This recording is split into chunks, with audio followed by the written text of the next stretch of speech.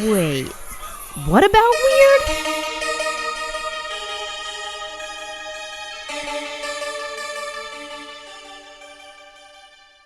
Hi, I'm Echo. And I'm Elena. And this is a podcast. Hold on. Definitely is. Sure is. And this is What About Weird, a podcast discussing all things weird from cryptids and aliens to strange science and unhinged history. Also, petition to change discussing to dissecting because you accidentally almost said that in one of the episodes, and I actually really liked it. Let's do it. Okay, I'm changing it right now. Let's see if we remember to. Oh, I'm not going to, but I'm going to try my best to because I like it so much better than the word discussing. Yeah, it's also dissecting is easier than discussing because we keep fucking up discussing. It's the one word that always gets us every single time without fail when we do our intro. That's true. So, the podcast disgusting. I thought you were gonna put it in caps or bold it, and so then I was just gonna start yelling it. Podcast dissecting. Let's try it out with a new intro. Okay. And this is What About Weird, a podcast dissecting all things weird from cryptids and aliens to strange science and unhinged history. What do we think? Flows so much better. I like it. Okay. And this is part 2 of basically the Faye and Bridget Cleary. The burning of Bridget Cleary. I don't 100% know what I'm going to call each episode, but here we are. Episode 1, Bridget. Episode 2, Cleary. So last episode we talked a little bit about the folklore behind fairies, and I mispronounced everything and probably said stuff wrong. As always. And we learned that I did speech to text for a lot of this, and so it's kind of fucked up. It's great. But the actual stuff we learned is we talked a little bit about the area that Bridget Cleary grew up in, her marriage to... Bitch. Yeah, that she is a dressmaker, that she married Michael Cleary when he was 27 and she was 18. She was very young at this time for her to get married. And he was a cooper working in Clonmel. And then they finally, when her financial situation started to go really well, they moved into a rented cottage with her father. And one day she goes to either bring eggs or collect payment from her father's cousin, Jack Dunn, for some eggs that she had sold him. And she gets caught out in some bad weather, and she basically arrives home sick. And they have to get the doctor to come to her house, and the doctor's basically a piece of shit and won't come to their house. Yeah. If you're a doctor, do your job. I don't think we have any doctors who listen to this podcast, but if you are, do your job. Please. And so anyway, he finally comes and visits her, says that she maybe has some bronchitis and nervous excitement, prescribes her a medication, which her husband brings home. And then Michael Cleary has had some ideas planted in his head by Jack Dunn, who is very superstition and believes in the Fae. Basically, is superstitious. I don't know what I said. So Michael kind of has this idea implanted in his head that maybe his wife has been taken by the Fae and replaced with a changeling of sorts. That's where we left off. So it is reported that Jack Dunn said to Michael Cleary, "It is not today. You have a right to get anything for her. It is not feathered. You have a right to be for a doctor. 3 days ago, you had a right to be beyond with Gainey, for the doctor had nothing to do with her. It is not your wife in there. You will have enough to do to bring her back. This is the 8th day, and you had a right to have gone to Gainey on the 5th day." This is a little bit garbled because Jack Dunn is an old Irishman. I'm also speech to text. This is a direct quote. Oh, you just copied and pasted. Okay. You could have just rolled with it. No, this is a direct quote. This man just speaks like this. But basically, this means that the herbs that he got from the fairy doctor, who is Dr. Dennis Gainey, the herbs that Michael got from the fairy doctor should have been given to her on the 5th day. And that Jack Dunn did indeed believe that it was not Bridget Cleary in bed, that they were going to have to work to get her back from the Fae, now that it was the 8th day that she had been taken by the fairies. So the Gainey that Jack Dunn mentions is Dennis Gainey, who is an herb doctor or a fairy doctor. He did not visit Bridget Cleary, but he did prescribe an herbal remedy. Dr. Gainey was also the 9th person who ends up being arrested after Bridget Cleary goes missing. 9? Later. Yeah, we haven't even met 9 people yet. Oh, there's gonna be a lot of people later on, which is why I sent you that picture in the chat. So far, we have, other than Bridget, we have her husband, her father, her father's cousin, the doctor, like the both doctor like that doesn't want to do his job, the fairy doctor. Fairy that's doctor, 5. And the cousin or sister-in-law. Her aunt, her father's sister. Yeah. So we're at 6. We got 3 more people to go. Okay. Yeah. For some reason, I thought we only had like 4 people. Michael Cleary, although not present for the consultation, when he did meet Dr. Crean, said that he had been drinking, and he lodged a complaint against him, for which it was determined that Dr. Crean was not fit to be servicing people medically by the poor law guardians. Michael Cleary at this point... Yeah, I could have told you that, and I've never met the man. Michael Cleary at this point does not believe in the medicine that the doctor has given her, and instead administers the herbs. He tried to call on a priest. Oh, and this is something I skipped a little bit. Okay, so the priest is also getting arrested. Gotcha. No, essentially, when that day that Michael returns with the herbs and the medicine and everything, Father Con Ryan, who is a local priest, was also at the house visiting Bridget. And the Father Ryan reports that she is possibly hysterical and believes that he might be witnessing the beginning of mental derangement. So he decides to administer last rites of the church to her just in case. So now jumping back to where we are, Michael Cleary just tries to call on the priest again, but the priest had already administered last rites, and so he did not believe it was necessary to He's like, I've done this once, I ain't coming back. Yeah. So he's like, this is unnecessary. By Thursday evening of this week, there were 9 people in the house along with Bridget Cleary. Her husband, Michael, her father, Patrick Boland, her aunt, Mary Kennedy, her 4 cousins, who are Mary Kennedy's children. Patrick. Oh, I thought you were going to say they're all named Mary Kennedy. Patrick, Michael, James, and William Kennedy. And then there's Jack Dunn, as well as William, and I'm going to really butcher his last name. I think it's Aarony. So that's 9 different people that are in this house. And they are mixing the herbs with some milk. People that are kind of standing outside the bedroom could hear a man's voice yelling, "Take that, you rap. Take it, you old bitch, or I'll kill you." It could have also been, "Take it, you witch." Most people were in the kitchen listening to the spectacle that was happening in the bedroom when Michael Cleary opens the door.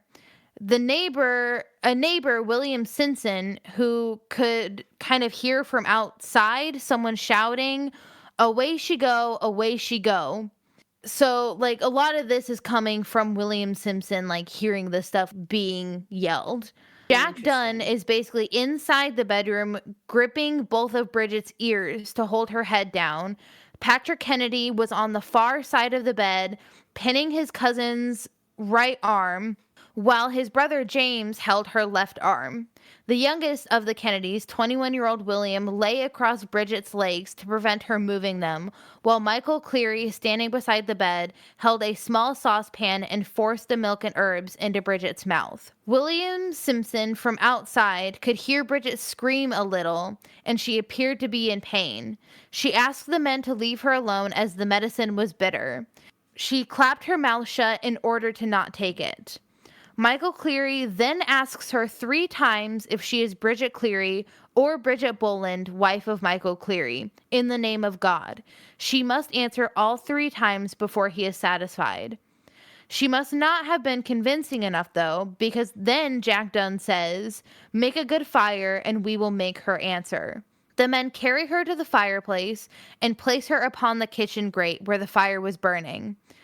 It is said that the real Bridget Cleary would be lost to them by midnight, and it was already 11:30 p.m. Patrick Boland asks Bridget, "Are you the daughter of Patrick Boland, wife of Michael Cleary? Answer in the name of God." To which she responds, "I am, Dada." Because this is Patrick asking her now. And she basically says, like, "I am, Dad." This sounds almost like what you hear with exorcism stories and stuff. Also, the like asking 3 times, you hear that a bunch of like thrice I ask and done type thing of like you can only ask 3 times. You're not allowed to ask anymore, and if you ask more, you have to rephrase it or like reframe it. Yeah, and while Patrick Boland is asking her this, like, mind you, they are holding her over a fire that's in the kitchen right Yeah, now. I would also scream. I would also Yeah. scream if people are holding me down in general, much less over Yeah, a and like fire. forcing stuff into your mouth that tastes terrible. So Yeah. they've been forcing sure. medicine down her throat that tastes gross and pinning her down and forcefully like holding her. And then they carry her and hold her over a fire and ask if she's Bridget Cleary. And so at this point she says, "I am." And the men carry her back to her bed. And though she had been held over the fire for about 10 minutes, actually, which is a long time, the fire was burning so low that it did not actually cause her any harm, according to the testimony of the witnesses. Yeah, the witnesses So- that are holding her down and holding her over Well, the fire? No, the witnesses that were in the kitchen that were engaged in this, like Oh, Mary okay. Kennedy and them, like the people Gotcha. that weren't doing this. But midnight passes and the atmosphere in the house changes. Bridget seems incredibly distressed. Her eyes are rolling back in her head, and she was apparently raving like a lunatic. She was ranting something about coming home, and the men believed that maybe the process had worked, that this was Bridget Cleary returning to her body. So the women that were in the house dressed her in clean clothes. They took her out of ones that were basically covered in urine. And I'm not sure if this was her own urine, but the author of the book that I read also said that the men legitimately like might have doused her in their urine. I know there is a thing with like, this is a different sort of thing of like using someone's urine as like protection or as like a warding thing of like, oh, you're haunted by a spirit.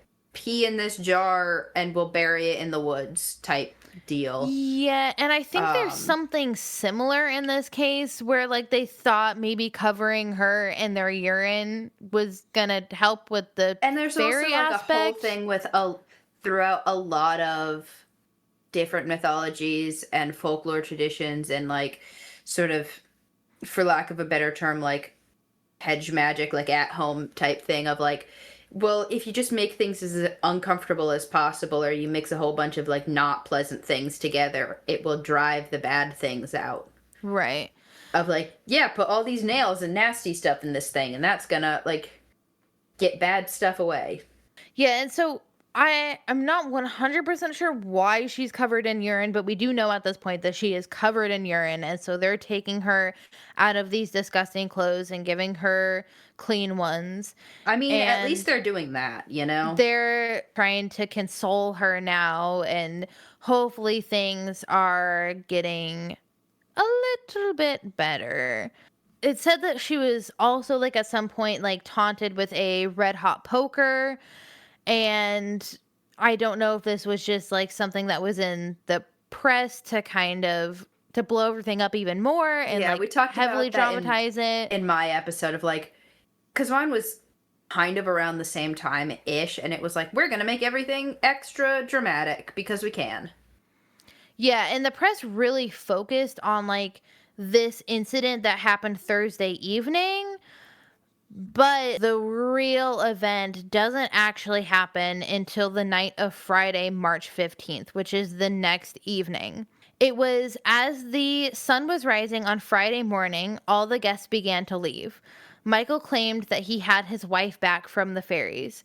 At 7 a.m. on Friday The end, and morning, they all lived happily ever after. you would want that to be true. 7 a.m. on Friday morning, Michael Cleary arrives at Father Conryan's house and says that after having a bad night, they would like him to come give Bridget Cleary Holy Communion.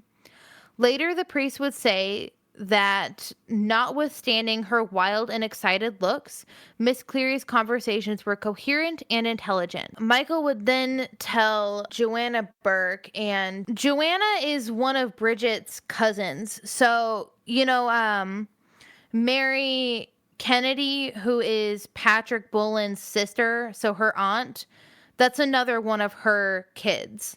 So Joanna Burke she's also very prominent in this case because she's kind of hanging around a lot when these events are taking place as well.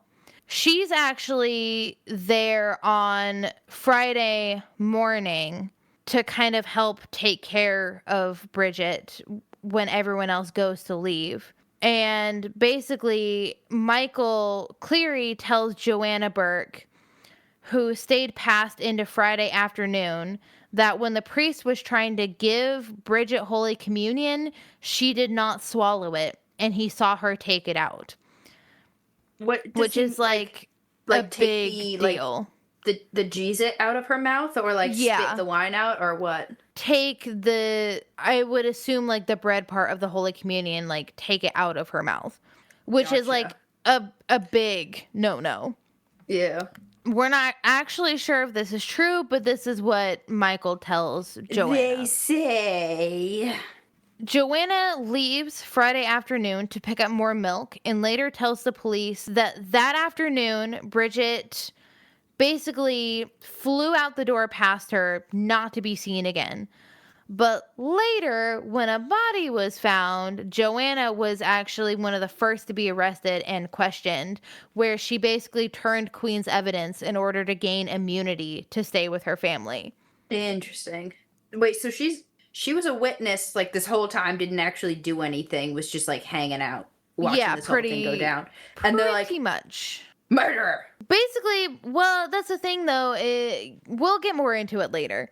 Later in the court case with all of this, it would come out that Patrick Kennedy, who is, one of Mary Kennedy's sons, Patrick Bullen, her father, James Kennedy, who is another one of Mary's kids, Mary Kennedy, Joanna Burke, who is, again, another one of Mary's kids, and then Michael Kennedy, who is again, one of Mary's kids, and then Katie Burke, who is Joanna Burke's daughter. Katie, who is one of Joanna Burke's children, and Bridget Cleary's father, Patrick Boland, and Joanna Burke herself, who is Bridget's cousin, were all gathered around the table taking a cup of tea and were witnesses to what unfolded next.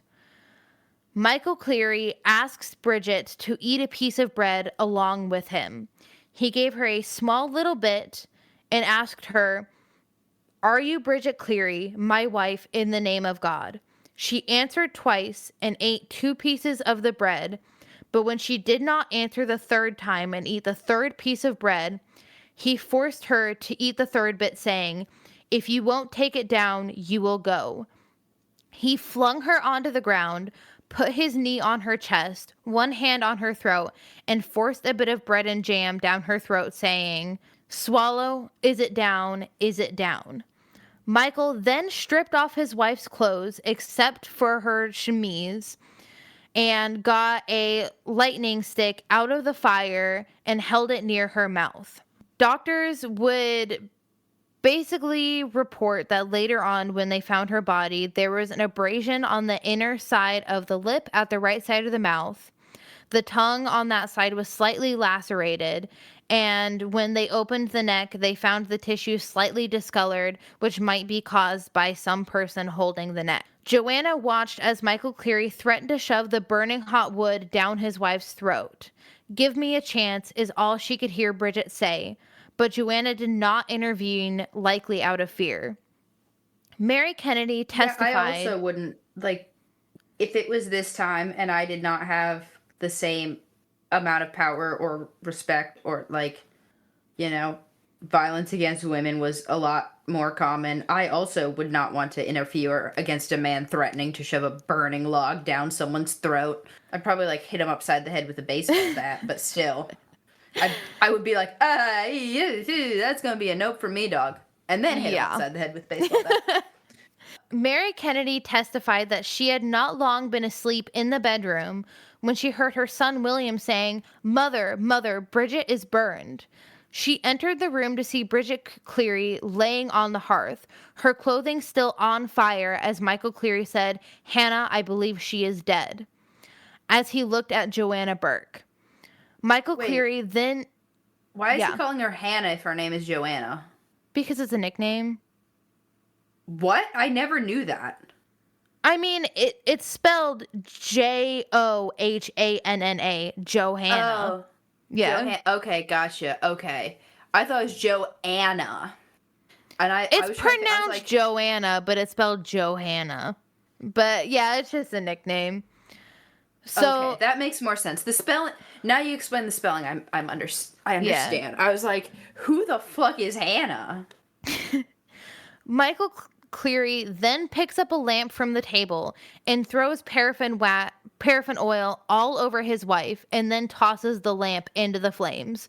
This could have easily caught the furnishings on fire and set the whole house burning down, along with the people inside. Mary Kennedy was screaming at Michael Cleary, but they all had to just watch in horror as Bridget was lit up in a blaze. This is the second story you've covered where someone kills somebody and tries to hide the evidence by burning it. But do we Well, need to and talk about something? he's not trying to hide the evidence by burning her.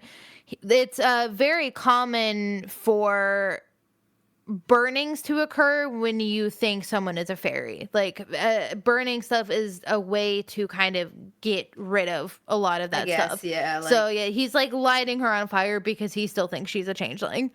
yeah, people do that with a lot of magical Yeah. beings of sorts. But Later I'm on, sensing a theme with a lot of your murder episodes. later on we will find out how he does try to hide the body though. Not very well. Yeah. Well, yeah, we'll get to it. Everyone wants to escape the house, but Michael Cleary held the key to the door in his pocket. And he basically says this door will not be opened until I get my wife back, thinking maybe now that he had killed the changeling, his wife would come home. So James Kennedy pleads with him, for the love of God, like, you just burnt your wife. Michael Cleary replies, "She is not my wife. She is an old deceiver sent in place of my wife. She is after deceiving me for the last 7 or 8 days and deceived the priest today too, but she won't deceive anyone anymore. As I begin it with her, I will finish it with her. You'll soon see her go up with the chimney." Patrick Kennedy helped She's Michael turned into Santa Cleary Claus. She's going up the chimney. in smoke and ashes. God, poor Bridget. This is so fucking terrible. Patrick Kennedy then helps Michael Cleary bury Bridget's body. Because he did this, he ended up being sentenced to a 5-year prison term for his part. He and Michael carried Bridget's charred remains to a shallow grave about a quarter of a mile from the house, where they covered her body in soil and threw some branches over the earth. So I was right. They didn't hide it very well. Not super well. I imagine it's like they didn't even dig a hole. They're just like, here's some handfuls of dirt and sticks, and then just walked back to the house. I mean, they're probably exhausted after holding her down for fucking 4 days or whatever Yeah. and throwing her on fires. Yeah. At Michael Cleary's insistence, Joanna Burke and Patrick Boland break down and swear that they will not tell what happened. Mary Kennedy actually tries to persuade her son, Patrick, to give himself up, but he said he didn't want the people to call him a prosecutor. Over the next few days, rumors spread about the event that happened in this small town, and policemen start searching for a body. Michael Cleary spends 3 nights up at Calnagra Hill, basically still holding on to the belief that his wife would appear on horseback from the ferry fort. So, like, he's literally just murdered his wife, but he is going up to the ferry fort where she first got sick because he legitimately, like, believes that she's still coming back. Like, the Makes Fae you are going to bring wonder her back. if she was going a little cuckoo and he started going a little cuckoo, like, what, it makes you wonder if there's something like in the water or their food or something that got to both of them, and she, like, it made her get super nervous and anxious, and then it made him and the dad get, like, violent and paranoid, Well, what's crazy is and so, it like, was like spurred on by the other guy. Patrick Boland is devastated by this because he Mm. knows that Michael Cleary just killed his fucking daughter.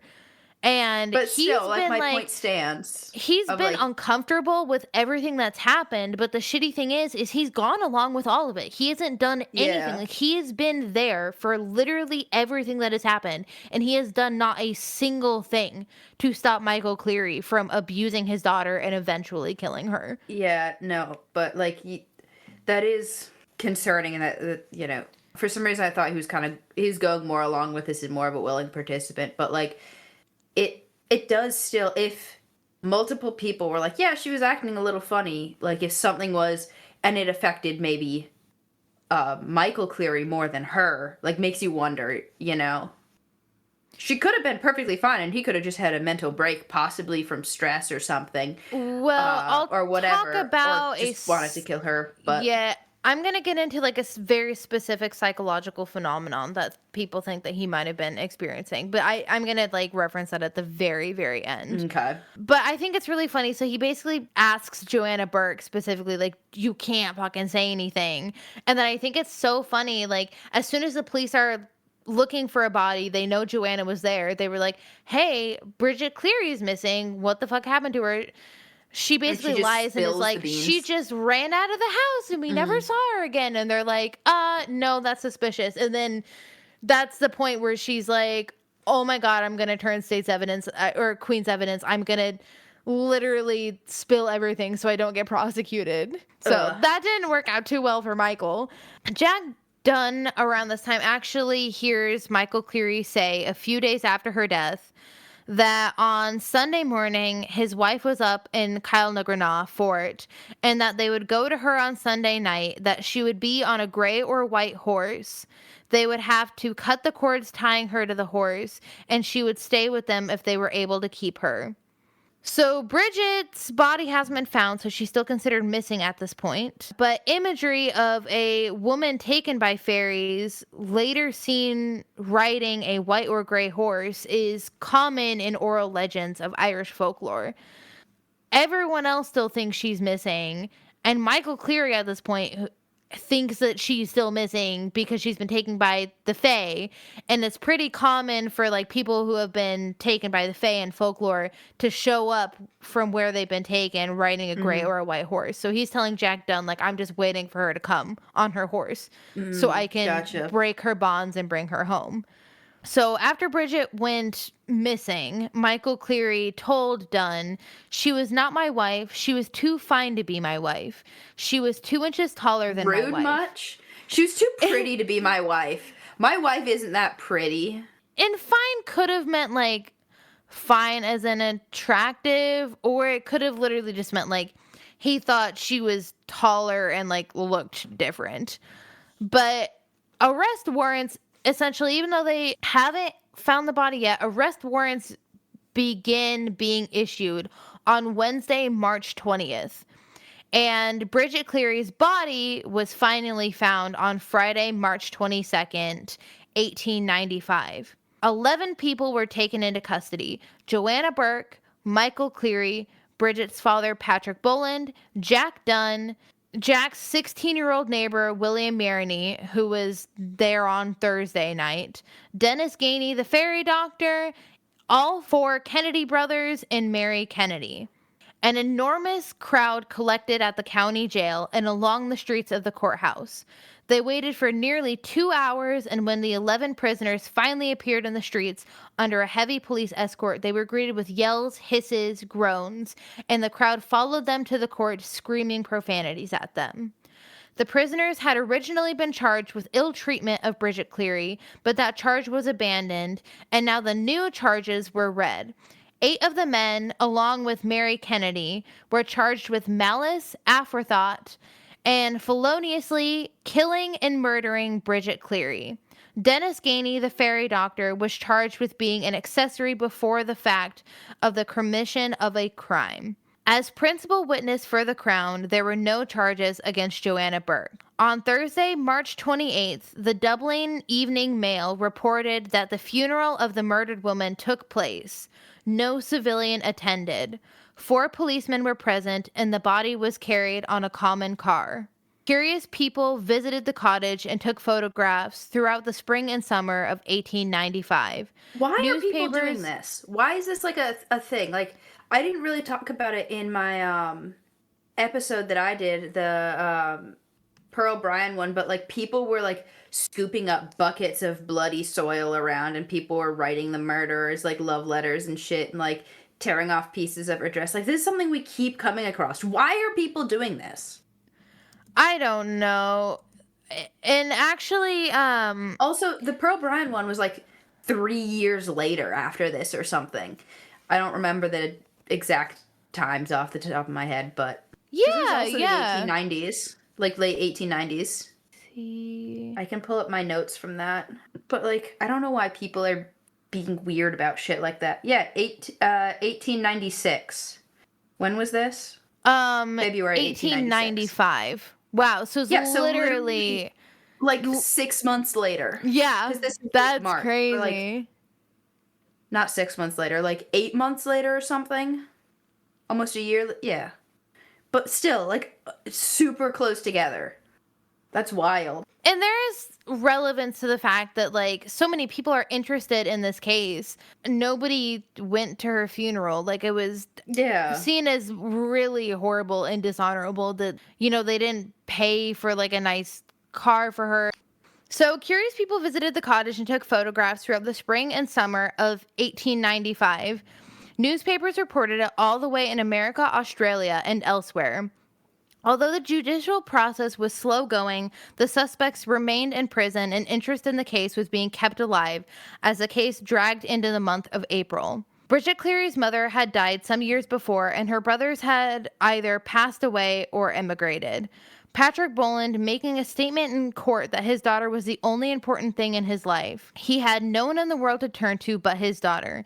She was only 26 years of age and was a fine milliner, able to give him a bit of money. All in all, Jack Dunn ended up serving 3 years in prison for his part in what happened to Bridget. His wife ended up dying during his imprisonment. I mentioned earlier that Patrick Kennedy was sentenced to 5 years because of his help hiding the body. Michael Kennedy was sentenced to 6 months of hard labor. James Kennedy was sentenced to 18 months of hard labor. William Kennedy was sentenced to 18 months of hard labor. Mary Kennedy ended up being released owing to her age and frailty. Patrick Boland was sentenced to 6 months of hard labor, and Michael Cleary was found guilty of manslaughter and sentenced to 20 years of penal servitude. He basically spent 15 years in prison. He was released from the prison on April 28th of 1910 and moved to the English city of Liverpool, from which he immigrated to Canada in July of the same year. And then the next year, he went on to murder Pearl Bryan. He's the cause of it all. He moved down to Kentucky. Considering the fact that he didn't get out of jail until, like, 1910, I don't think that was a thing. Never mind. We'll find a different case in, I don't know, Canada. But essentially, like, Bridget Cleary's death actually ended in her trial afterwards was actually really politically significant during the time. And I'm not going to get into all of that, but I highly, highly recommend reading the book that I read. It's like a really short book. I think it's only like maybe 250 pages long, but it is called The Burning of Bridget Cleary by Angela. I want to say it's Borg, but I don't know. I'm probably mispronouncing her You last should name, but it's you spelled should drop that in the Bourke. But she like ended up winning a prize for this book, I'm pretty sure, but she oh goes nice. really, really in depth about like all the entire political climate at this time, like certain laws that were passed, political tensions, how this case factored into all of it.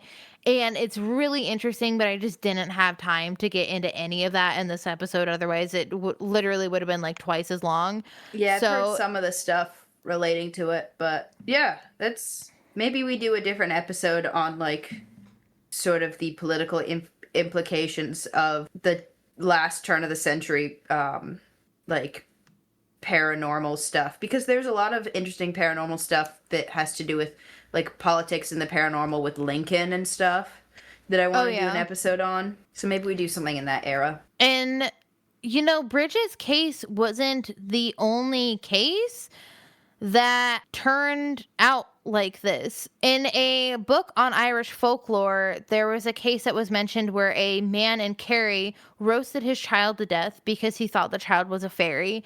He was not brought to trial because the crown prosecutor looked upon him as insane. In 1828, Thomas Crofton Crocker noted another similar story that occurred July 1826. Basically, Anne Roach, an elderly woman, was indicted for the murder of Michael Leahy, who was just a young child. She drowned the 4-year-old because he could not yet stand, walk, or speak and was thought to have been fairy struck. It was said she hadn't done this with intent to kill the child, but to cure him, to put the fairy out of it. And then in 1884, just 11 years before and 15 miles away from where Bridget Cleary resided, Ellen Cushion and Anastasia Rourke were arrested for entering the home of a neighbor and placing a 3-year-old child on a hot shovel,